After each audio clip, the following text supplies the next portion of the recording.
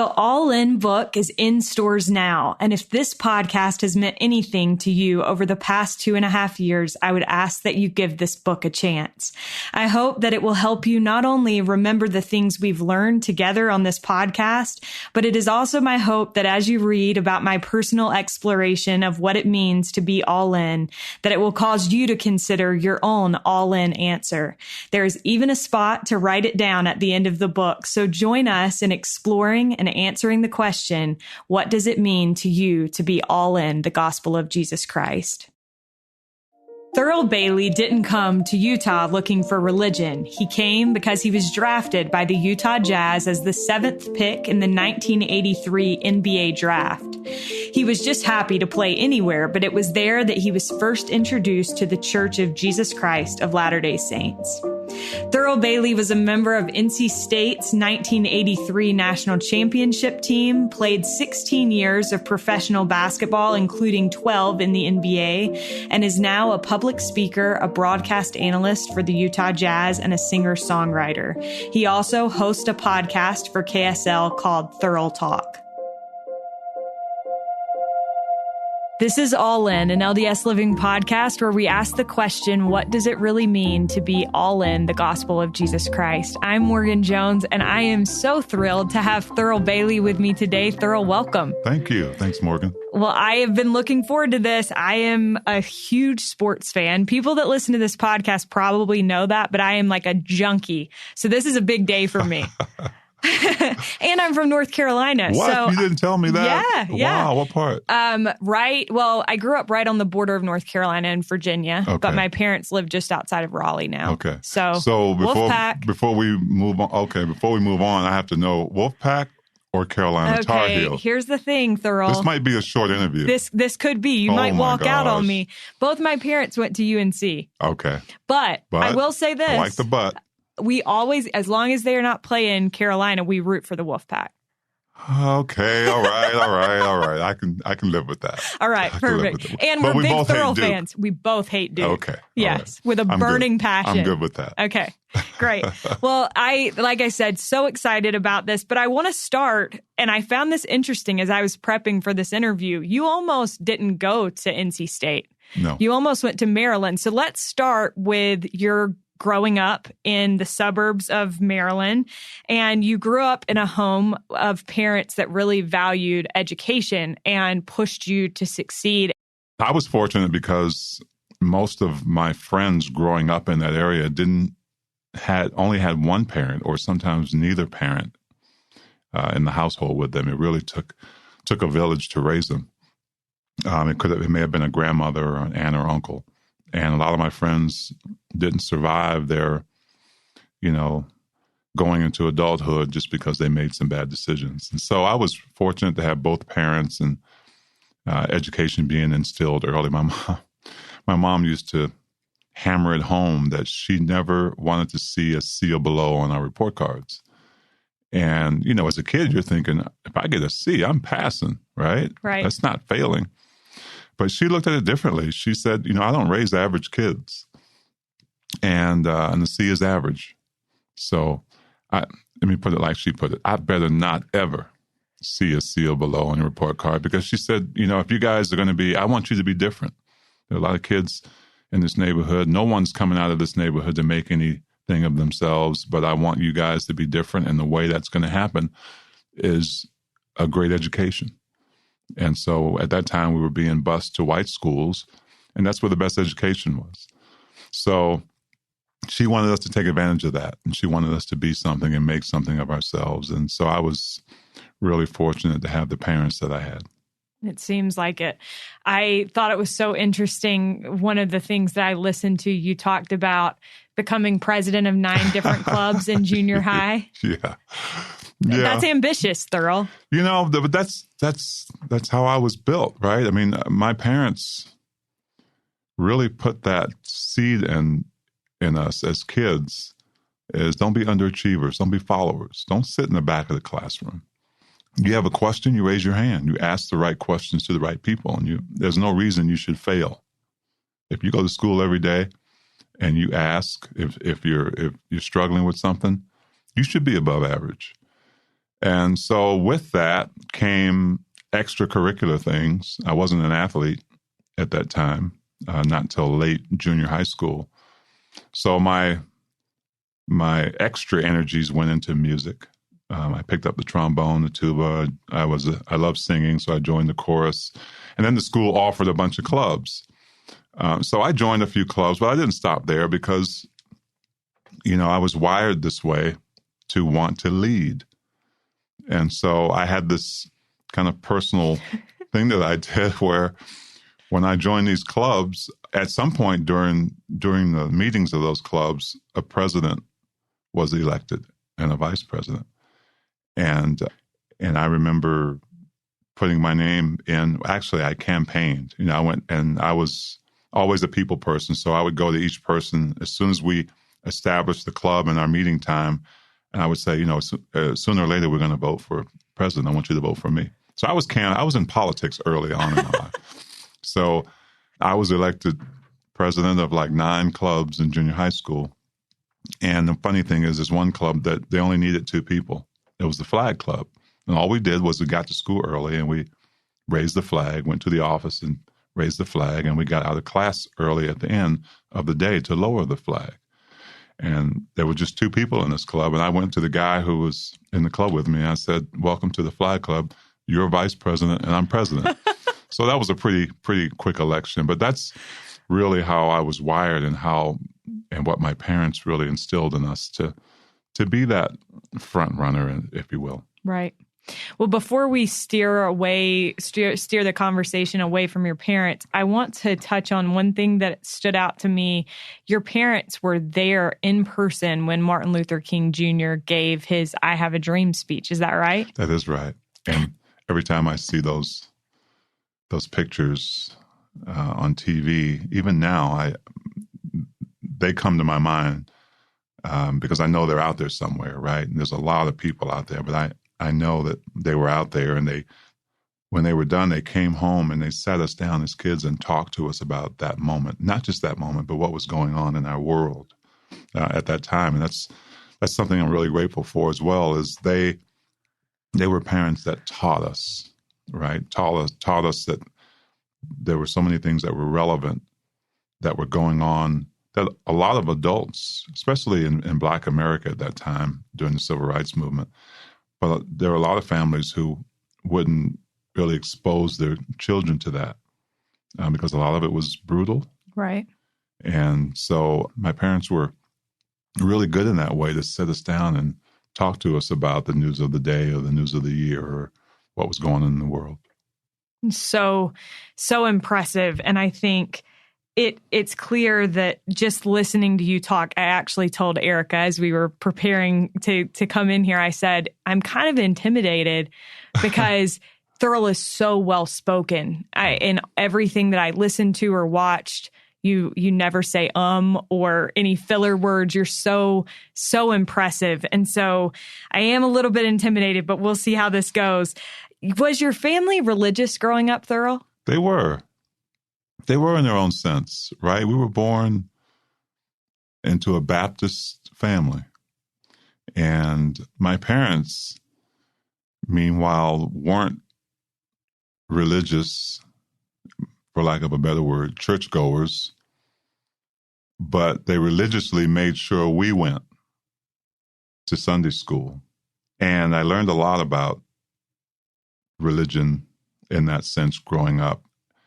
And a ton about, I was excited to learn about this man they called Jesus Christ when I was younger, right? I would sit in the church when my parents did go to church. We would sit with them like in the back pew, and I would look, the preacher would be preaching his sermon, and the music was beautiful and just harmonious. But my eyes would always go to the first couple of rows because these people would be acting a little bit differently than most. They would be standing up and screaming and hollering, and it was different for a young person to see that. And I was very inquisitive. I would ask my parents what they were doing, and my parents would say, "Well, they're experiencing the Holy Ghost." And I always sat there wanting to to feel what they were feeling. And I came to the conclusion, just based on what I was observing, that I would have to wait until I was their age to do it, because it was really usually the older members of the church. And so I think with me, that's when the spiritual journey started as a kid, the Baptist foundation that I had. And interestingly enough, when we would visit our relatives in North Carolina, and we'd try to go to a church, maybe a different church, we couldn't get in. And so as a kid, I'm observing this moment where we wanted to go in and worship Christ, and it was a white Baptist church, is what they called it. I mean, I just figured all Baptist churches were Baptist churches, but at that time, across the Mason-Dixon line, it was different. And so I would be a part of witnessing that rejection, and would just always question, why would God not allow these people to invite us in? So I learned a lot growing up about church and religion and a spiritual foundation, and that's where it started, really. We had a great church in Maryland that we went to, and I wouldn't miss Sunday school. I wouldn't miss it for anything. My parents gave us some change to put in the plate as they passed it in church. But that foundation, I think, really set me on this spiritual journey, sometimes unconsciously, through college. And I was trying to decide, I knew I believed in God and Jesus Christ, but I always figured there was something more. But that part of my life was really a great foundation for me to start that journey. Yeah. Well, we're going to come back to your religious journey later. For a second, though, let's kind of take a detour. Your basketball story begins when you were in the 7th grade. You were 6'4". Is that right? I was. That was unusual. And you did not make the basketball team. No, unfortunately, I wasn't very good. But as a precursor to that, I didn't even find basketball until I was, 12 years old, 11, 12 years old. I was into music, but I was walking through my living room. My dad was sitting on my mom's couch watching a basketball game. And I loved hanging out with my dad. So I sat down next to him and was trying to, to watch the game and understand why he loved it so much. And I didn't know anything that was going on. I even had to ask him, how many points do they get when that ball goes through that ring? And my dad was so good because even though I was tall, he never pushed me into sports or doing something he thought that I should be doing. So he answered my questions with patience. And probably 5 minutes into the game, I stopped asking him questions because I was so transfixed on one player in the game. I didn't know who he was. He had some really cool short shorts on, and he had a huge afro. And he was doing some incredible things. He would leap in the air like I had never seen a human being do before, and he would be so creative as to how he was scoring baskets. And I said, Dad, that guy's pretty good, huh? He said, son. And my dad looked at me. I remember him looking at me with a kind of a frown as if I should know who that guy was. And he said, that's one of the greatest athletes in the world. He didn't say greatest basketball players. He said greatest athletes. I said, Dad, well, who is he? He looks like he's the best one on the court. He said, son, that's Dr. J. And I immediately asked my dad, I said, Dad, doctors can play professional basketball, because I didn't know. He said Dr. J. I'm like, okay, he must be a doctor. That's a pro athlete. He said, no, son, when you're that good, they give you a nickname. And he told me his name was Julius Irving, and they call him the doctor. And so that moment with my dad and watching that game and watching this guy named Dr. J play started it all out for me. I remember how I felt when I was watching it. My heart was pumping. My pulse was faster, and I had this excitement about this man that I saw who I had never seen anyone do what he was doing. And so it kind of gave me this initiative. I decided at the end of the day, I was going to be him. I didn't know how I was going to do it, but I was that guy, right? That same guy who joined those 8, 9 clubs. I was going to be I wasn't going to be like him. I was going to be Dr. J. That's the goal I set in mind. I didn't really tell anybody, but soon after I asked my dad to teach me how to play. And so we didn't have a portable hoop. So he cut the top off a garbage can about, 4 inches deep and nailed it to the house, pulled up some weeds. I helped him, threw some sand down there, and he found an old deflated almost basketball, and he began to show me a few things. And he built me a catalog of all things Dr. J, newspaper clippings, magazine articles, whatever he could find that talked about Dr. J. I wanted to get to know this guy. And I still didn't let out my internal secret that I was going to be him. But I knew if I was going to try to be him, I had to follow his path, and I had to learn about the things that he did to be successful. So I had to try out for a team in junior high school, 7th grade, 6'5". Walked in the door, and as soon as I opened the door, I had a big smile on my face because I knew I wasn't very good. I was just starting out, but not one of the 50 players that were trying out for the team came past my waist. Right? So if you're me and you walk into a gym to try out for a team and you know the rim is 10 feet from the floor, who has the advantage? In my eyes, I did. So I thought that. Feeling pretty confident. Oh, overconfident, it seemed. And then the coach puts us through these drills, and there were some of those things my dad hadn't even had a chance to get to, like the one where you hit the ball and it came back, right? And you kept hitting it. Also known as a dribble. That's right. I had no idea. And so it was a tough 2-hour tryout for me, but I came back the next day, and I was excited to see my name on a list taped to the coach's door, but it didn't happen. My name wasn't there.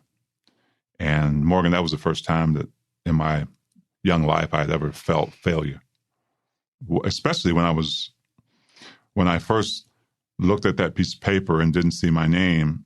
And I looked around me, and all these little guys were giving each other, I say low fives, because they made it, right? And so that really was an insult to injury. But I got over it. I cried for a while, but I knew that I would have another opportunity the next year in 8th grade. And next year rolled around. I was always in my yard during the summer, pretending I was Dr. J, working on my game, working on his moves. And I tried out in the 8th grade, and I went and looked at that piece of paper again, and no name again. I got cut in the 8th grade as well at 6'7". And this year was different, though, because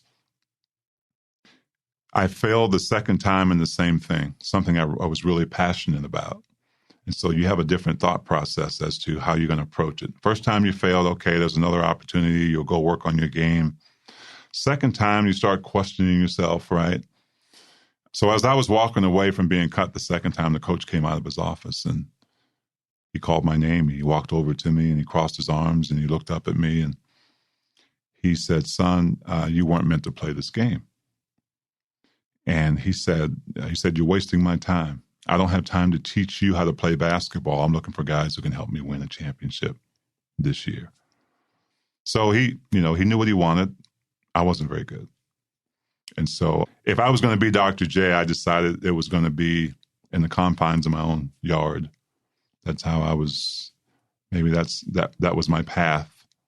And I'd have to settle for that. So I was still in my yard, still preparing, and went back for my last year because he told me not to come out for the team my last year because I'd be wasting my time and his. Mm-hmm. But I found out he got a new job at another school, and they were hiring a new coach. So I had to decide, first of all, at 6'9" in the 9th grade, whether I was going to go back and try out again after those 2 defeats or failures. And I decided to show up, and that's when my luck kind of changed. That was a different coach. I still wasn't very good, but I made the team that year. But making the team wasn't what changed my life. It was what happened after I made it, because that coach brought me into his office, and Coach Cole, he brought me into his office and he said, son, if you really want to be a good player, you have a lot of work to do, a lot. He said, but if you're willing to commit, if you want to make that commitment, I'll come in 1 hour before the team practices. And then after we practice as a team, I'll stay 1 hour after. So here's a guy who barely knew me. He kept me on his team. If I wasn't the worst player, I was probably the second worst. And I wondered why he would give up that much time for me.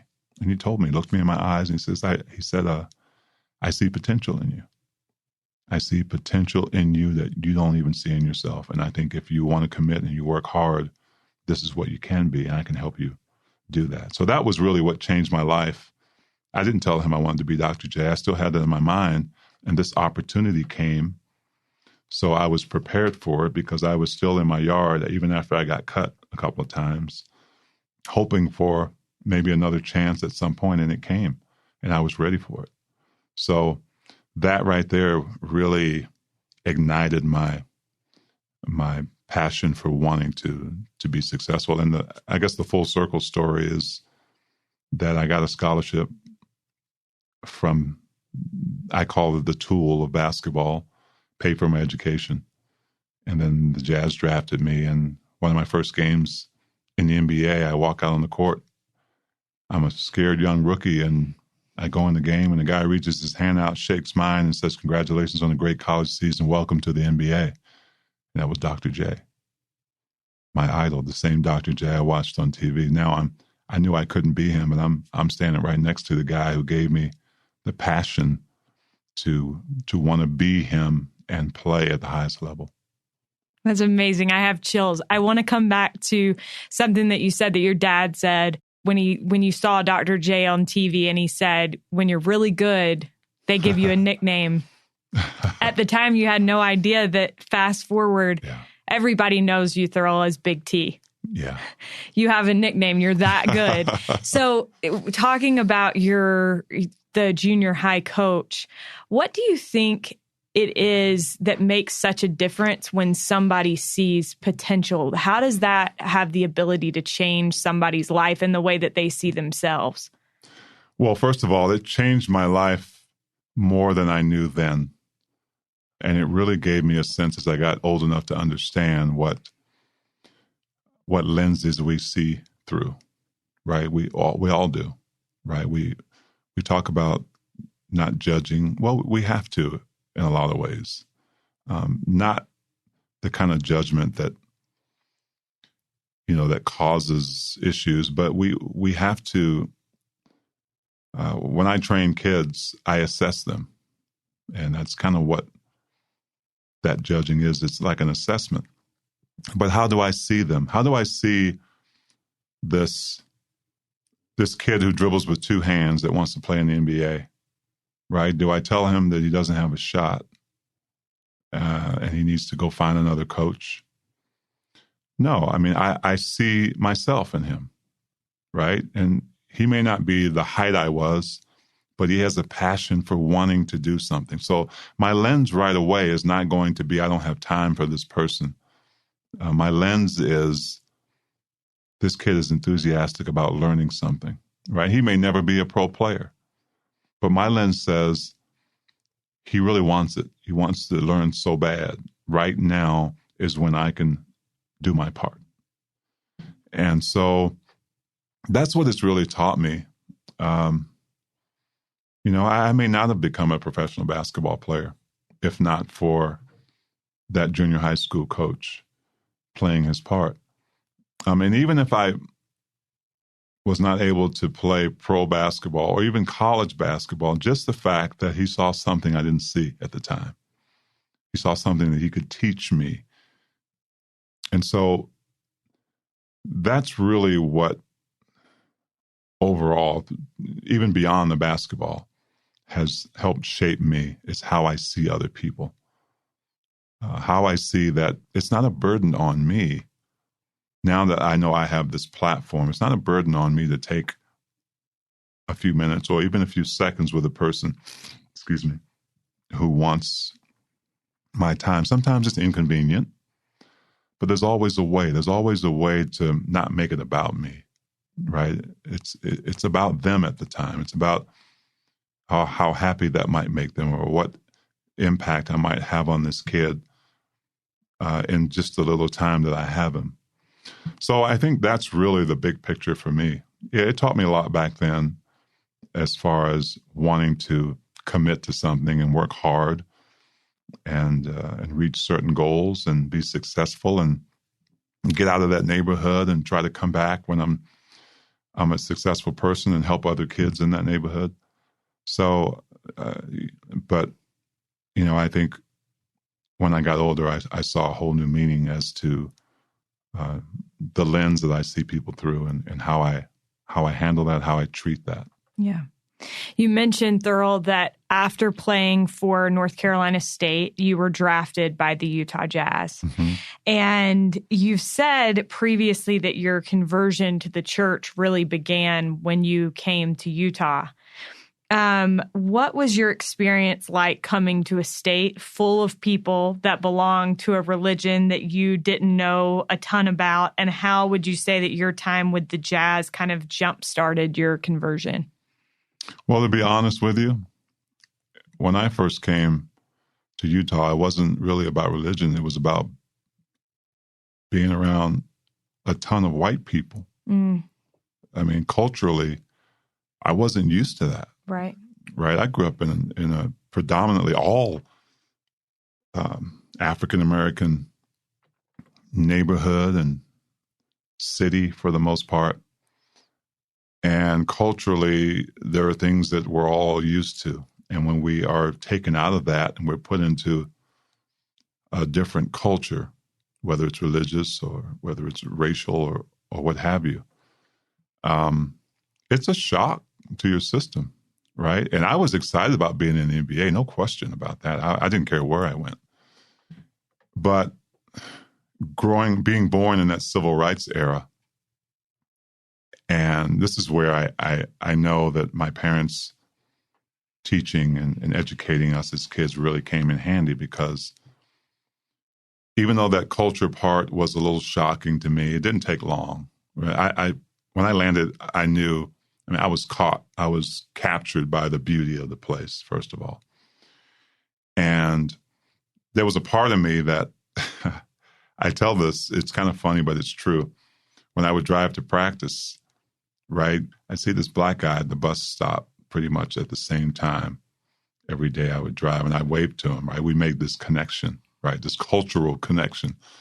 And he waved back, and after a while, I'd say, well, I'll see you tomorrow, right? Because it wasn't very often I'd get to see someone who looked like me.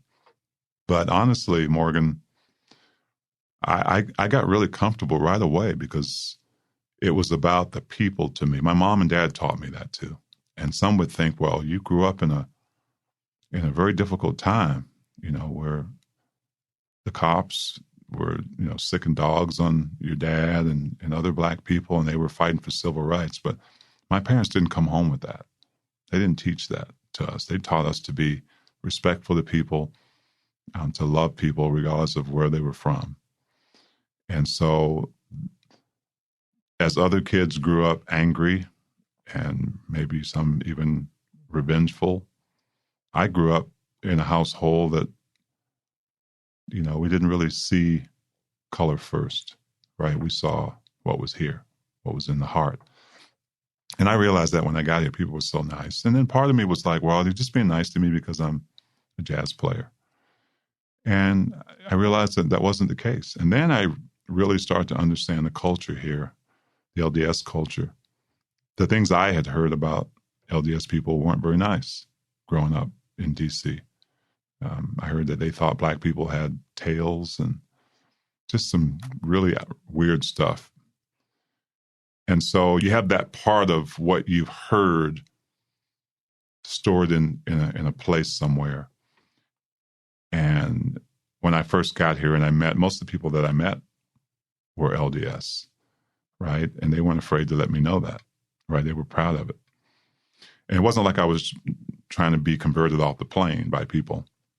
It was just their way. It was just a a niceness. It was something that I really invited and I enjoyed when I got here. So that was really my first introduction to the LDS culture. It wasn't a huge transition for me to learn more. Matter of fact, when I'd go to these jazz events, people would give me gifts, and I'd go home and I'd unwrap them, and I ended up with 50 or 60 Book of Mormons in my my library. And, you have that many, you get curious, and you grab one and you start reading it and try to understand the culture that you're in. Yeah. And Thurl, you ended up marrying a member of the church before ever joining.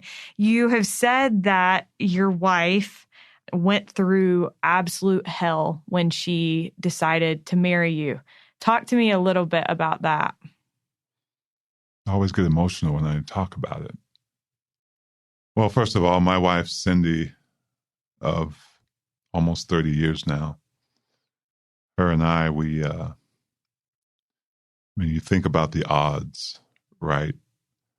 An African-American Baptist athlete from Washington, D.C., that side of the track, meets an LDS white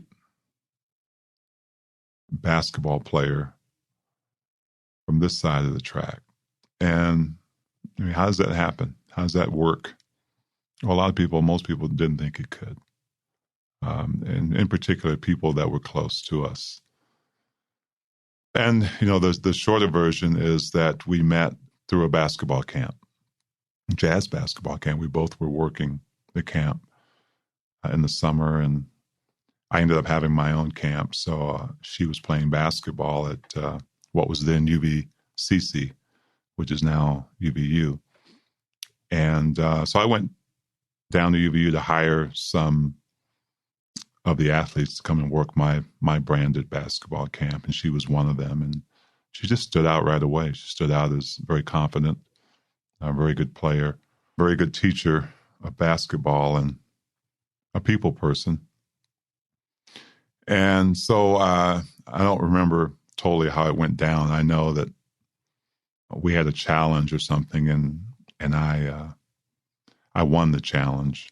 So her side of the bet was that she had to buy me dinner, and my side was that if she had won, then I would have raised her salary for the camp, right? And so, long story short, I'm down in Richfield, Utah. And it's interesting when I say that, wherever I am, somebody knows somebody from there, right? And it's not that big. I'm like, how do you know Richfield, Utah? But that's where she was from, and I drove down and didn't make it inside the house. Her parents decided that I wasn't welcome in the house. And I think at the time they thought that we were, serious or dating, and we were at a friendship level at that time. And so I went down and never made it in the house. So I took the drive all the way back, really, without getting to see her that night and to go to dinner. But her parents, they were afraid because I was Black, that was a whole different ball of wax for the family and trouble. And, it was a double whammy because I was an LDS. But it was in that order, which was very troublesome for me. I didn't really understand it because that's not how I was raised, right? And I just told you about all the civil rights stuff that was going on in my life. And a lot of Black people felt like they had a reason to hate white people. That's not what we were taught. And so when I got back up to Salt Lake, Cindy and I got together and got to know each other better and talked about this stuff that we're talking about now, about the racial issue. And I said, well, if you can get me in the house, let me meet them, I think they'll like me, right? And so that never happened. And let me say that, I began to understand a little because here's someone's daughter, right? And if I'm a parent, I want the best for my kids. And sometimes that means my best, right?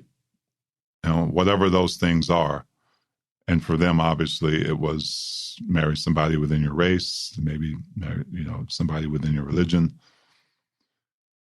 So Cindy was teaching me. She really was. She was teaching me about a lot of things that I didn't know from that perspective. Mm-hmm. And throughout the course of that teaching and seeing each other, we fell in love with each other. And it came to the point where her family knew about it, and then she got called home on a Monday. I didn't know what family home evening was.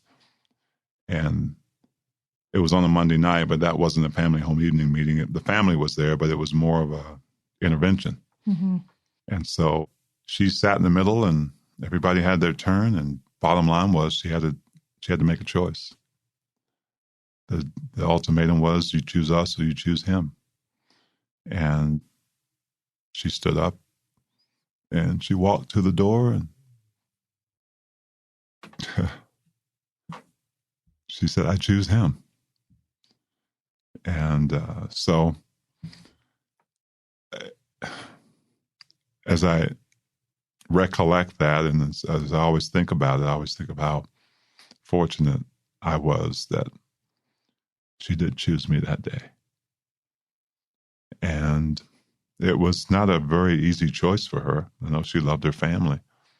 And in my eyes, I knew that, gosh, her family, she couldn't have a bad family. Her parents couldn't be bad because they raised her. Look what they raised. Mm-hmm. Right? And so she was pretty much kicked out of the house for, I don't know, 3 or 4 years. No phone calls, no conversations. And of course, we got married. I wasn't a member, so it had to be a civil wedding. And I was called overseas after a bunch of years in the NBA, and went over to Italy, and went over to Greece first, and then went to Italy. And I was over there by myself, actually, and before she would come over. And I asked her if she could get me the number of the LDS mission there. And the only reason I really asked was because I couldn't speak the language right away, and I knew that there were some missionaries there who could help teach me to do that. But it turned into something totally different. I knew a lot about the church. I'd had the discussions before, so I may have known more than those missionaries did. But to have them come into my home and befriend me and eat my food, and then have some great conversation with me was amazing. So, yeah, I mean, there's a lot in that story, I'm sure, but suffice it to say that Cindy has been one of the most influential people in my entire life. And I've had a lot of influential people, from my parents to great teachers and coaches. But as far as how to, again, we talk about the lens, right? We talk about not seeing the color, but seeing through that and seeing the heart. And that's exactly what she did in my case. And I'm so grateful that she did that. Yeah. Thurl, when you were over there in Italy, you said, so I thought it was interesting. You go to Italy, you kind of have no idea why you felt led to go there. Yeah. You get there, you reach out to the missionaries, you start having some conversations with them. They end up bringing their mission president over one night. And you said that in retrospect, you can see that conversation that you had with the mission president that night was one of the main reasons you went to Italy. Can you tell me a little bit about that? Absolutely. Well, first of all, before I went over to Italy, and during the course of Cindy and I's relationship, I would go to church with her, right? And in particular, I would go at the beginning of the month to fast and testimony meetings.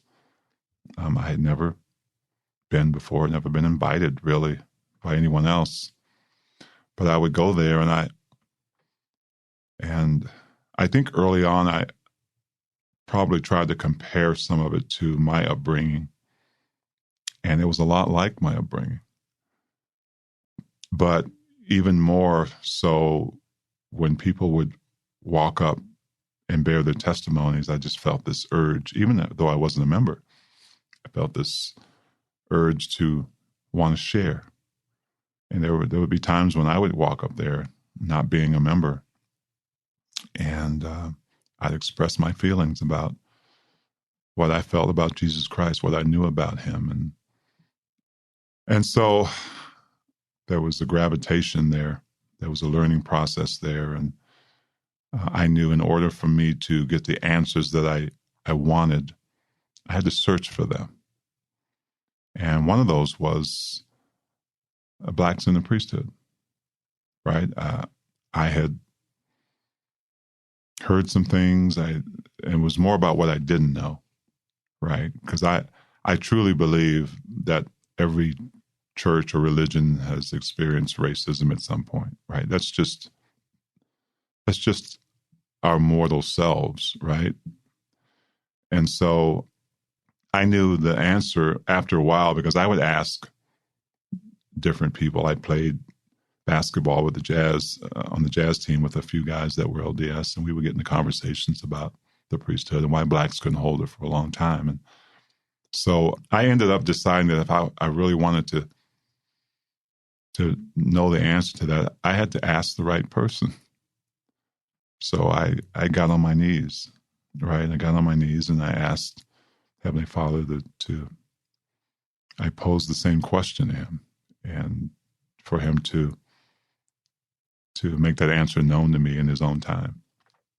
And when I was in Italy, I even asked the missionaries that during our conversation, and they were just awesome, right? I mean, if they didn't really know, they would say, and I think they felt like that their answer was not something that not necessarily satisfied me, but they went to the right person. So they brought the mission president over, and he came over, and I posed the question to him. He didn't even bring it up. It was at the end of the night, and he asked me if I had any questions. And then I posed the question to him, and he got this big smile on his face, Morgan. I didn't think his grin could get any bigger than what it had already been. And he talked about that declaration and how excited he was. And he said, Thurl, listen, first of all, none of us on this earth are perfect. He said, but the gospel is. He said, it is the most perfect thing that you will ever hold in your hand here on earth. And he talked about how it wasn't time. He said those words to me, and it was as simple as it sounded. When he said it wasn't time, I felt like this weight was off of my shoulders because I knew exactly what that meant, right? I knew exactly what it meant.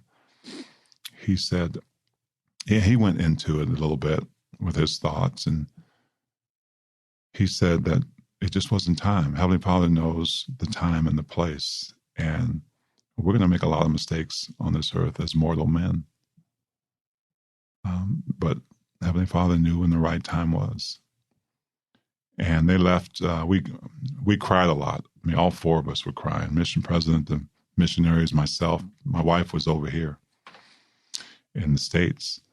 And when they left my house that night, I knew I had read the Book of Mormon several times, but I knew why I had come to Italy. It wasn't for basketball. Basketball was the vehicle that got me there. But for me, it was, I needed to make that decision, a tough decision as well. I could have stayed here in the NBA and made tons of money, more money than I made over there on a last place team. Why would I go on a last place team? Well, I went because there were other things going on, and Cindy and I figured that if all we had was each other over there, then we would be away from a lot of the noise that was going on over here. And so we took that chance. And I remember calling her from Italy and telling her I was going to be baptized. And somehow she knew it. She just had this. This feeling. This, I don't know what it is about women a lot. Well, I do know what it is, but she had this way of knowing without, she never forced or pressured me. She taught in her own way. She learned in her own way. And so I was baptized in December of 95, and we were sealed together in Switzerland, Burns, in the Swiss temple in Bern a year later. Amazing. Thurl, I think that is such a neat story, and it's neat to see how God sometimes leads us to places that we don't expect, and works in mysterious ways. And clearly he was working in you. One thing that struck me listening to you tell this story somewhere else is, you were following the Spirit even to get there to Italy. You were not a member of the church. And I think that's something that sometimes I think as members of the church, we think we have a market on receiving inspiration. And that is absolutely not true. And you're evidence of that. You were baptized in the 90s. It's been 25 years since you were baptized.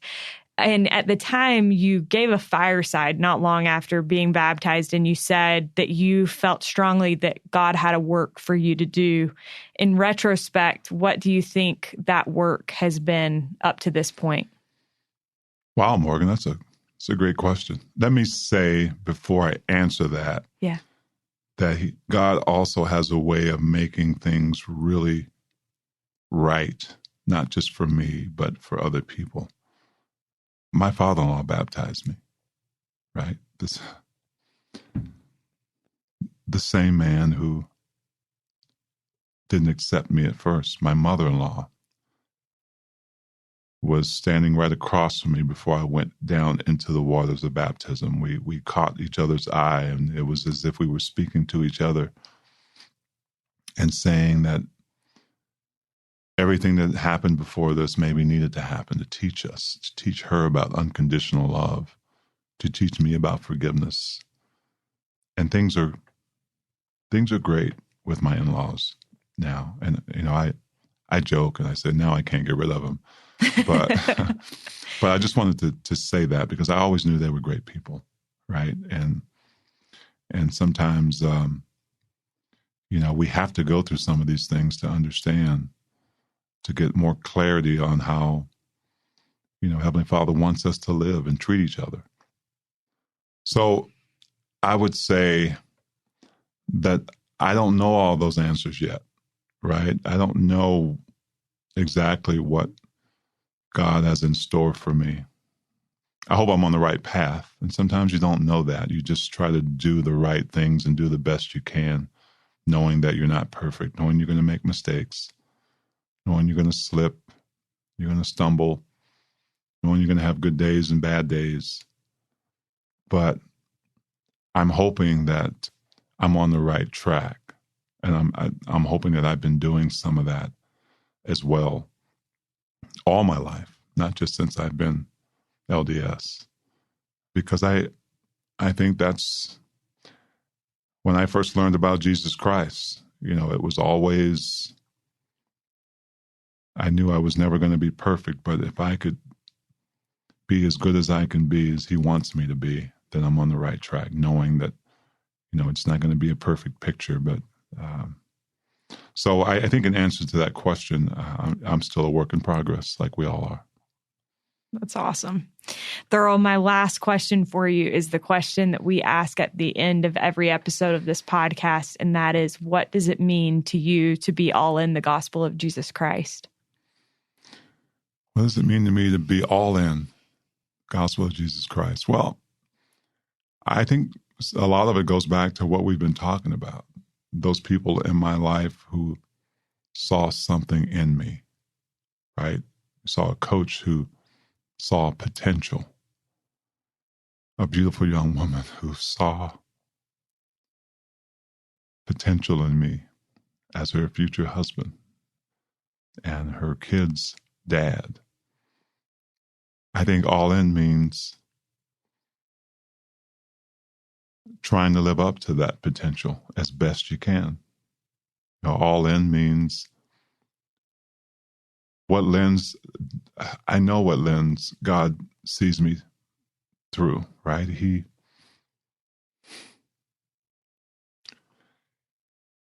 He wants me to return to him someday. And so I, in turn, have to use what I have to get there. That's the way I can. The way I see people, the way I treat people, the way I talk to people, the way I raise my kids, the way I treat my wife, the way I serve. And so that's what it really means to me, Morgan, is all those things that I know Christ sees in me. I have to be an example of him here, right? I have to be committed.